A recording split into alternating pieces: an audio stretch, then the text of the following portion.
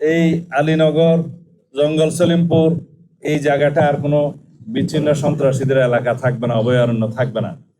আমরা আজকে জঙ্গল সলিমপুর দেখতে এসছি। আমাদের সাথে এখন আছেন মাননীয় প্রতিমন্ত্রী ব্যারিস্টার মীর হেলাল, চট্টগ্রামের মেয়র ডক্টর শাহাদাত হোসেন, আমাদের সাথে পুলিশের আইজিপি আছেন, বিজিবির জেনারেল আশরাফ আছেন, জেলা প্রশাসক, ডিভিশনাল কমিশনার এবং এখানকার র্যাবের চিফ, যিনি অন্যান্য সংস্থা, এলজিডির ইঞ্জিনিয়ার সহ অন্যান্য সংস্থার সমস্ত অর্গানাইজেশনের যারা লোকাল হেড, তারা সবাই আছেন। বিগত 17 বছরের দুর্বৃত্তায়নের রাজনীতি অথবা রাজনীতির দুর্বৃত্তায়ন যাই বলি, তার মধ্য দিয়ে রাষ্ট্রের মধ্যে দুর্বৃত্তের রাষ্ট্র গঠিত হয়েছিল। সেটার একটা নমুনা হচ্ছে এই জঙ্গল সলিমপুর। আমরা দায়িত্ব গ্রহণের পর 1 মাসের মধ্যেই চট্টগ্রামে কিছু সন্ত্রাসী কার্যক্রম লক্ষ্য করেছিলাম। কিছু ব্যবসায়ীর বাসভবনে গিয়ে অত্যাধুনিক অস্ত্রসজ্জিত হয়ে গুলিগালাজ করার পরে, তাদেরকে হুমকি ধমকি দেওয়ার পরে চাঁদা আদায়ের জন্য আমরা বিষয়টা খুব গুরুত্ব সহকারে নেই। তখনই আমরা সিদ্ধান্ত নিয়েছিলাম তাদের অভয়ারণ্য আগে নষ্ট করতে হবে। তার অংশ হিসেবে মার্চ মাসের 9 তারিখ মনে হয় আমরা এখানে একটা যৌথ অভিযান পরিচালনা করি। এখানে আমাদের পুলিশ, র্যাব, বিজিবি, সেনাবাহিনীর সমর্থন নিয়ে আমরা একটা ব্যাপক তল্লাশি অভিযান চালাই। কিছু অস্ত্র উদ্ধার হয়েছে এবং কিছু সন্ত্রাসী আটক হয়েছিল।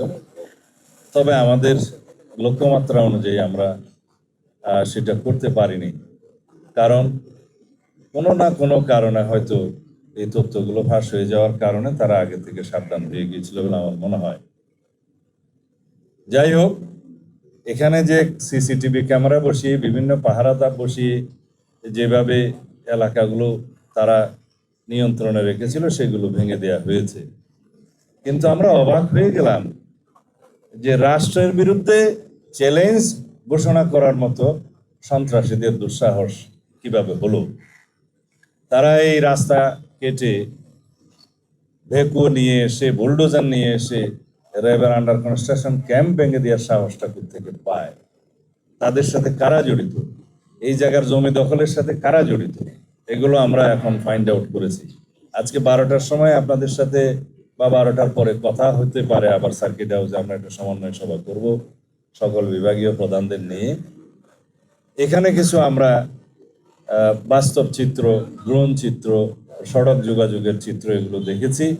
কিছু সরকারি সিদ্ধান্ত জানিয়েছি যেগুলো বাস্তবায়ন হবে।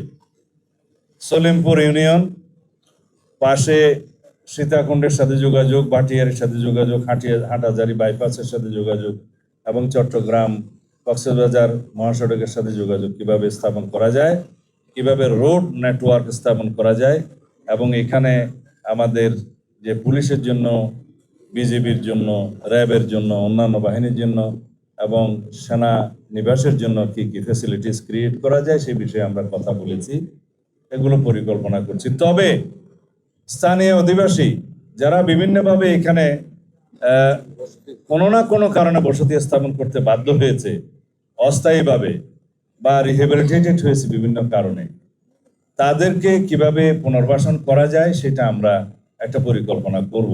তাদের কাউকে এখান থেকে আপাতত উচ্ছেদ করা হবে না। আমরা জনগণের সরকার, জনগণকে কমফর্ট দেওয়ার জন্য আমরা আমাদের সমস্ত পরিকল্পনা করব। সুতরাং কেউ যদি এখানে ভীতির সৃষ্টি করতে চায় যে উচ্ছেদ করা হবে ইত্যাদি করা হবে, তারা যেন প্রশাসনের সাথে আগেই যোগাযোগ করে। এখানে কারাগারের একটা স্থাপনা অনেক বছর আগের থেকেই ঝুলে আছে, যেটা চট্টগ্রাম কারাগারকে শিফট করার, সেইটা একটা খাস ল্যান্ডের মধ্যে 22 লিঙ্কের আশেপাশে, যেখানে এখনো আবাস নাই, বসতি নাই, সেই জায়গাটা চিহ্নিত করে সেটা মোটামুটি ডিমার্কেটেড করা হয়েছে। জেলা প্রশাসন সেটা ব্যবস্থা নেবে বুঝিয়ে দেওয়ার জন্য। এটা প্রশাসনিক অনুমোদন অনেক আগেই দেওয়া হয়েছে।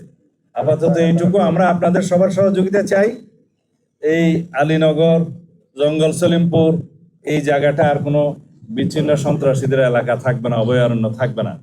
এর আশেপাশে দুইটা পাহাড় টিলা শ্রেণী আছে, একটা হচ্ছে বেতুয়া আর একটা চা বাগান। এই এরিয়াতেও সন্ত্রাসীদের আনাগোনা আছে বলে আমরা জানতে পেরেছি।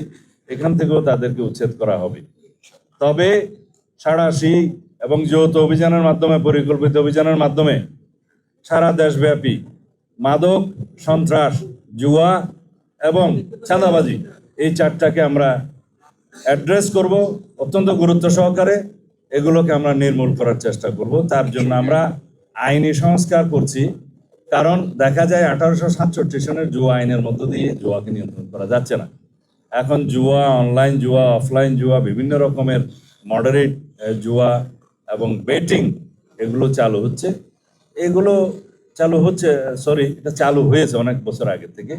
এগুলোকে আমরা কখনোই আইনিভাবে অ্যাড্রেস করতে পারছি না, বিকজ আইনটাই দুর্বল। সেই আইনটা আমরা আগামী সেশনে পার্লামেন্টের নিয়ে আসার চেষ্টা করব। তাহলে আইনি কাঠামোগতভাবে এগুলোকে আমরা অ্যাড্রেস করব। একই সাথে মাদক নিয়ন্ত্রণ আইনে আমরা যাতে স্পেশাল ট্রাইব্যুনাল স্থাপন করতে পারি সেই সংশোধনীটাও আনবো। এখানে হাজার হাজার মাদকের মামলা আছে যেগুলো পেন্ডিং হয়ে আছে বছরের পর বছর, সেগুলো নিষ্পত্তি হবে। এইভাবে আমরা আমাদের দেশকে বাঁচাতে পারি, যুব সমাজকে বাঁচাতে পারি। আর কিশোর গ্যাংয়ের যে উৎপাত হয়েছে সেটার জন্য আমরা কিছুটা আইনি সংস্কার আনতে হবে, যে কিশোর গ্যাং বলতে কত বয়স পর্যন্ত তাদেরকে কিভাবে কি সুবিধা দেওয়া যায়। কারণ আইনের ফাঁক ফোকর গলিয়ে কিশোরদের যে সুবিধা আছে, জুভেনাইল ডিলিনকুয়েন্সির যে সুবিধা আছে সেটা তারা নিচ্ছে, এবং এই কিশোররা যারা কিশোর গ্যাংয়ে জড়িত তারা ক্রমান্বয়ে ভয়ঙ্কর সন্ত্রাসীতে পরিণত হচ্ছে। সুতরাং এখানে আইনি সংস্কার দরকার আছে। এটা অনেক লম্বা আলাপ, এগুলো আপনারা দেখতে পাবেন। আমরা আইনের শাসন প্রতিষ্ঠা করব ইনশাআল্লাহ, জনগণকে সাথে নিয়ে, জনপ্রত্যাশা অনুযায়ী। ধন্যবাদ।